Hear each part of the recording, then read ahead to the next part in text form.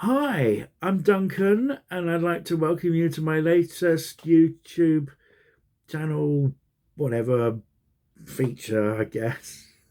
Today is the 12th of April, and it's Record Store Day all around the world.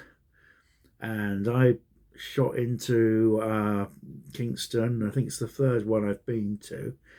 Uh, with not a very big list this year, um, to Banquet Records, which is our independent record shop, a lovely, lovely shop, very nice staff, and basically just to get a couple of records. I wasn't.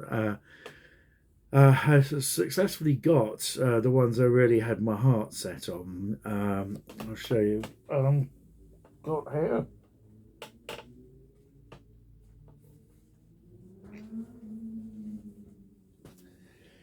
As everybody knows, I'm a big Doctor Who fan. So we had this, which is the 10th Planet, which is the last adventure with the first Doctor, William Hartnell, in 1966, and the first adventure to have the Cybermen, the Mondasian Cybermen. So it's got, as well as having William Hartnell, it's got the characters of Ben and Polly. It was produced by Ewan Lloyd, of all people. I think was a gentleman who went on to make the films The Wild Geese and Who Dares Wins. That's the front of the cover. You got a lovely picture at the back with the TARDIS, and I think it's set at the South Pole. I can't remember completely. This is the soundtrack. It's on two records. One of them is white vinyl and one of them is sort of grey vinyl. So it's a very nice double album. I was really pleased to get that. But the one that I had really got my heart set on was this one, Power to the People. John and Yoko Ono Lennon. This is 4 tracks from the concerts, the 2 concerts they did in 1972, featuring the band playing for them, Elephant's Memory. And John would go ahead and he would produce an album for Elephant's Memory. There were 2 concerts, one in the afternoon and one in the evening, and later on this year, they're both going to be released in a special package.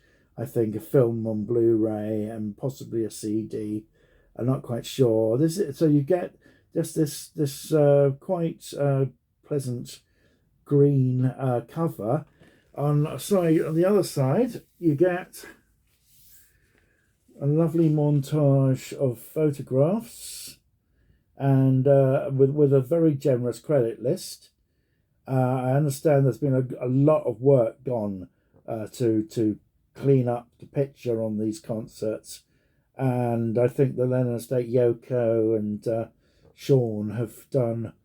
Looks to me like they and the other people they've employed have done a fine job. Although that we'll have to wait and see when that's released. But there's just some nice photographs there, and it's on orange vinyl, so that's lovely. I'm really glad there weren't many left when I got there, and there was some George Harrison material that was getting released. One of these funny versions of his very, very lavish production, All Things Must Pass, with the special those funny records where you can tune up your mobile phone and get some very strange pictures coming out. I think they were sold out. There was quite a disappointed George Harrison fan in front of me, but we both agreed that the fact they've sold out is a really good thing. But maybe they should have printed up a few more copies. I've already got a splatter version as well as the CD version, so I didn't shed too many tears over that. And there was also a George Harrison single supposed to be on orange vinyl, I think, that was going to be one of the tracks from um, Living in the Material World. I'm not quite can't remember which one it was, but it was going to be George's version on one side and another artist's cover version of the same song on the other side. Well, that couldn't see any hide nor hair of that at all, and so I basically felt that was I'd got everything I wanted. Uh, Thanks to the staff at Banquet Records in Kingston, because they were very, very gallant. They came out with sun cream for people, which was very sweet of them to do that, and very always service with a smile and helping people who are not particularly who have disabilities. So I think it's been another success all around the world, hopefully. And as I say, there weren't too many Beatles things this time. Now, I know life doesn't begin and end with the Beatles.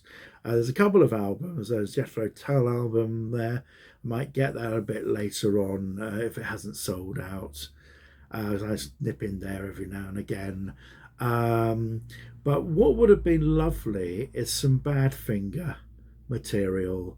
One of their EMI band albums, or one of their Warner Brothers early Warner Brothers albums. There were only two, apart from the one that's just been released, the Lost album. But there were two. One I think was just called Badfinger, and the other was called Wish You Were Here. Well, either one of those albums would have been lovely. One of the Apple albums would have been great, but I wouldn't have died of sorrow if there were both one Warner Brothers and one Apple album ready to be released. So hopefully, maybe if we could humbly request, Badfinger might be represented next Record Store Day, please. And again, it's lovely to see so many albums from various artists right across the music section having their work reprinted on vinyl. So may Record Store be last forever, basically. I can't wait till the next one. I don't want to make out I'm not happy, because I am happy. I got two lovely records, and well, as I say, I hope you found what you wanted if you went. I was so pleased, we're relieved when we got into the street in the queue after 2.5 hours and did get under some shade. But that's a part of it, you know. But as I say, I hope you got what you wanted.